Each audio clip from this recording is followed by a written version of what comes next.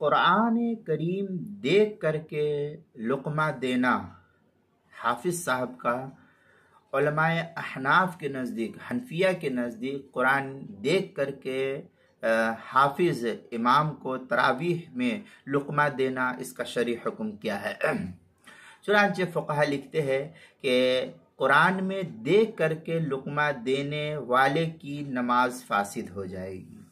اور اگر امام نے لقمہ لے لیا تو اب اس صورت میں امام کی نماز فاسد ہو جائے گی، اور ظاہر سی بات ہے جب امام کی نماز فاسد تو پھر مقتدی کی بھی نماز فاسد ہو جائے گی۔ اس لیے علماء احناف کے نزدیک، حنفیہ کے نزدیک قرآن کریم کو دیکھ کر کے لقمہ دینا یہ جائز نہیں ہے۔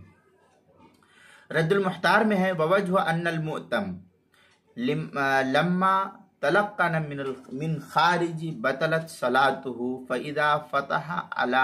امامه، اس طریقے کی عبارت جو ہے بطلت صلاته وغیرہ عبارت جو ہے فتاوی شامی کی نقل کی گئی ہے، پہلی جو صفحہ 622، اور تراویح کے مسائل اس کے صفحہ 7 پر بھی اس کو نقل کیا گیا ہے۔